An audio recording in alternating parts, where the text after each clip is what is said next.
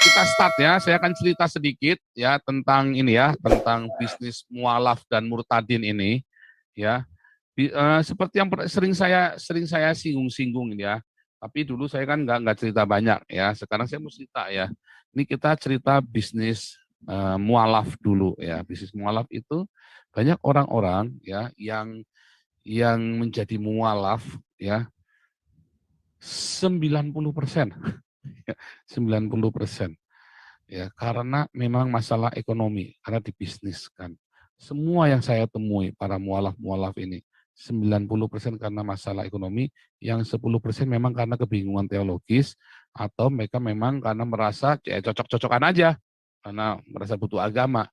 Tetapi rata-rata yang namanya mualaf ini dari semua yang saya temui ya, dan saya melakukan riset pribadi ya, saya melakukan riset pribadi, saya ketemu, saya ngobrol-ngobrol, saya pancing ya dari interview itu, beberapa sudah saya rekam juga ya kan.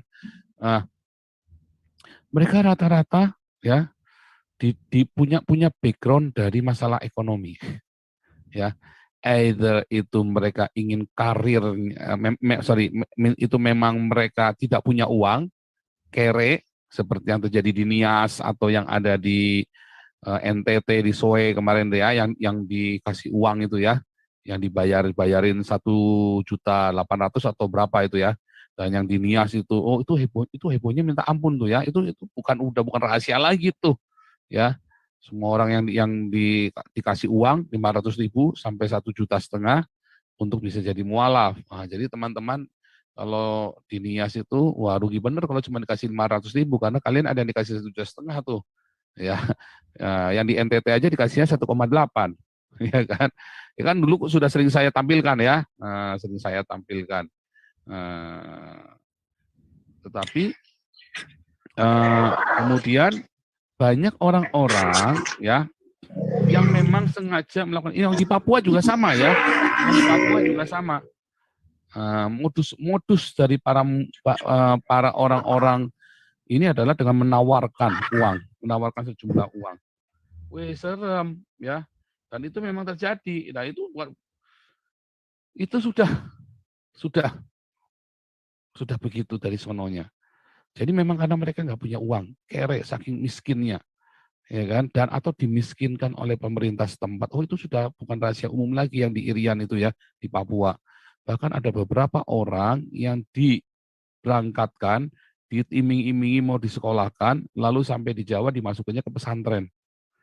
Oh, itu banyak juga. Ya, itu terjadi. Ya, kemarin kan kita dengar dari teman-teman Papua kan, kita sudah dengar juga ada di live Zoom ini juga. Mereka juga cerita, Pak, ini teman-teman sampai sini dimasukkan ke pesantren, Pak. Janjinya mau disekolahin apa segala macam. Nah, itu terjadi. Ya, ya kalau ditanyain nggak ada yang ngaku, orang-orang Islam ini ceritanya. Kenapa? Karena mereka berebut apa? Berebut ideologis. Islam itu adalah sebuah ideologis. Ya, jadi paling gampang Kak, menyasar orang miskin. Nah, padahal mereka framing bahwa orang Kristen sembako. Anda lihat tadi ya, ada nggak kita bagi-bagi ya terus mengkristenkan mereka, ya kan? Ada nggak tadi orang-orang ini bagi-bagi sambil ngasih traktat? Nggak boleh, nggak boleh, ya, nggak boleh. Kita nggak boleh melakukan kristenisasi dengan membagi-bagi makanan, nggak boleh. Oh, ada yang terjadi ya, beberapa waktu dulu pernah ada gerakan Bahtera yang ada di video itu ya.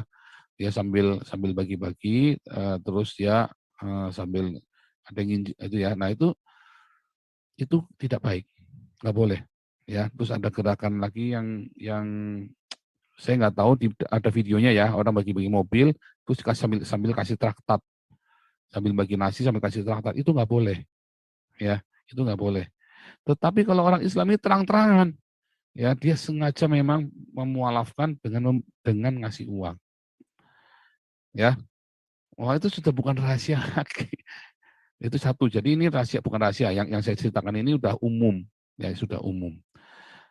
Nah, yang kedua, yang karena dia ingin naik jabatan, ya. Kalau untuk naik jabatan di Indonesia itu bukan rahasia lagi. Anda harus berubah agama jadi Islam. Itu lebih gampang daripada, apalagi kalau Anda di PNS, di TNI, atau ya kan Pak Jendral sudah dengar sendiri kan, Pak Jendral ditawarin kan, kalau kamu Islam kamu bisa cepat naik ya. Kamu bukan Islam, ya kan?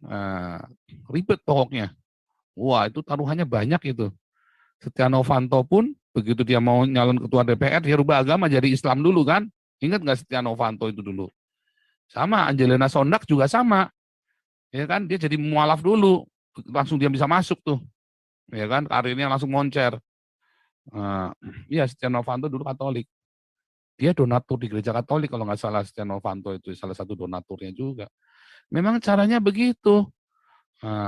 Memang kalau di itu bukan rahasia lagi ya. Yudi Mulyana juga salah satunya. Ya begitu dia mualaf, dia langsung bisa masuk ke Departemen Agama. Ya kan? Banyak semuanya begitu, itu bukan rahasia. Semuanya sudah terbuka begitu papar. Ya. Dan kemudian orang-orang ini harus membuktikan kemualafannya. Dengan apa? Ya dengan menyerang orang Kristen. Ya. Banyak. Nah, yang ketiga, ada orang-orang ya yang menjadi, ini kita baru cerita mualaf ya, murtadin juga ada. Jadi jangan GR dulu nih ya. Murtadin juga ada. Nah, kita cerita yang mualaf dulu nih. Nah, ada juga ya yang kejadian-kejadian orang-orang ini menjadi mualaf demi karir di dalam bisnisnya dia. Supaya dia bisa, oh ada sahabat saya sendiri, dia bilang, Pak, saya ditawari Pak jadi orang Islam. Saya waktu itu kolaps, Pak. Saya pokoknya dia akan dimodali ulang. Kalau ini itu ya sudah, saya nggak mau. Ya sudah, mau kolaps lah. Loh ada, ya. Nah salah satunya Deddy Corbuzier. Makanya dia waktu mau jadi mualaf itu kan minta disiarkan kan. Nah, tetapi kan TV-nya nggak mau, televisinya nggak mau. Terus dia bikin sendiri kan. Minta disiarkan, tapi kan televisi nggak mau karena itu nggak etis, nggak boleh kan. KPI nggak boleh yang begituan kan. Nggak boleh. Tapi tujuannya itu, setelah itu kan dia langsung naik, yes, gitu kan. Ya udah siap semuanya, persiapan, tinggal langkah terakhirnya adalah menjadi mualaf. Begitu. Nah, kalau ditanya, ngerti nggak? Ngerti, nol putul mereka. Kalau ditanyain tentang ilmu agama, nol putul. Nggak ada yang ngerti semua. Dan itu banyak terjadi. Ya, kalau mau jadi Islam, ya pokoknya cepat karirnya jadi moncer langsung. Ya kan? Nah itu terjadi. Tapi kalau Anda sebaliknya, dari Islam lurus jadi Kristen, Anda diboikot langsung. Artis-artis ini langsung diboikot. Ya kan, kayak Narva Urbah, terus si Asmiranda, nah itu kan langsung diboikot. Ya kan? Langsung diboikot, langsung di-cut. Nah, makanya gereja kemudian memberikan panggung. Sebenarnya saya nggak setuju langsung dinaikkan begitu. Tetapi kan saya lihat, oh cuma nyanyi, selama cuma nyanyi is okay, gitu kan. Tapi nyanyi itu nggak cuma nyanyi, itu kan nyanyi dari hatinya dia. Tetapi jangan untuk mengajar, yang dimaksud jangan untuk mengajar. Jadi gereja memberikan panggung dan ya puji Tuhan nampaknya kehidupan mereka pun stabil walaupun mungkin tidak moncer seperti dulu. Tetapi apakah memang karena uang? Nah, jadi itu nampak ya kehidupan mualaf itu yang jadi. Dan bagi para orang-orangnya yang dapat nama, apalagi kalau bisa kayak Ustadz Sabun yang suka nyolein orang itu kan, yang suka nyolein orang Papua itu kan, wah dia dapat nama dan dia akan dapat dana, sumbangan dana seperti itu, ya kan? Akan dipuji-puji dan dia juga akan diundang khotbah segala macam dengan biaya-biaya yang lebih baik. Nah itulah bisnis-bisnis itu dan itu sudah ada dan itu real ada di sekitar kita. Dan orang-orang ini menghasilkan orang-orang yang brengsek juga, ya.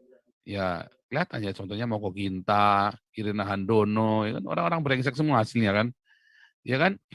Felix Xiao, ya kan. Nah, artinya begitu. Hasilnya ya orang-orang seperti itu, Setia Novanto, Angelina Sonda, jadi pesakitan semua.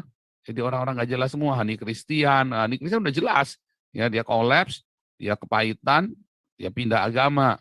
Stephen Indra, dia pindah agama supaya dia dapat channel supaya naik, ya, supaya naik. Nah itu semua terjadi seperti itu. Loh saya pun dulu mau jadi mualaf karena mau begitu, ya. Wah saya mau balas dendam dan saya akan dapat channel-channel baru. Oh sama, ya karena saya sendiri pun ditawarin. Nah, tetapi di dalam pergumulannya itu saya bertemu dengan Tuhan Yesus. Ya, loh kalau menjadi Islam itu ada komunitasnya, Anda akan bisa dapat kemudahan-kemudahan. Ya kan, Anda akan dapat kemudahan-kemudahan juga. Ya, tapi memang itu kenyataannya, itu dibisniskan. Kenapa? Karena mengejar ideologi, supaya ideologi menjadi lebih mudah Indonesia itu untuk diislamkan, ya, menjadi ideologi Islam. Oke, dengan segala macam cara. Nah, kalau sekarang mengapa Indonesia tidak bisa jadi negara Islam? Karena orang Kristennya juga bergerak, ya kan? Nah, jadi orang-orang ya inilah yang menjadi penghalang utama. Apa sih penghalang utamanya Indonesia nggak bisa jadi negara Islam? Ya orang Kristen. Makanya yang dibom bolak-balik dibom itu ya gereja, ya kan? Yang bolak-balik diserang itu ya gereja. Yang bolak-balik ini ya ini, ya. Nah, jadi itulah yang terjadi, ya itu yang terjadi. Nah, makanya sekarang ini ya, kalau Anda ngelihat mualaf itu nggak usah terus Anda merasa wah heboh apa gimana, biasa aja lagi. Semua itu balik-balik ujungnya duit kok. Makanya Nabi Karl Marx itu bersabda, ya agama itu candu masyarakat, Tuhan mereka adalah perut mereka. Ujung-ujungnya duit. Ustadz-ustadznya yang memualaf pun ujung-ujungnya duit. Bisnis. Sebentar, jangan GR dulu ya. Di Kristen pun sama loh. Di Kristen pun sama. Hati-hati, hati-hati. Nah, itulah yang menghasilkan orang-orang bajingan itu. Yang menghasilkan gerakan di Kristen pun sama. Nggak berbeda. Ya kan? Hanya bedanya, apa di mana bedanya? Bedanya di dalam Kristen, orang itu akan rontok sendiri. Rontok. Kenapa? Karena kalau di dalam Islam yang dikejar itu cuma ritual saja. Asal kamu lakukan ritual itu sudah cukup. Di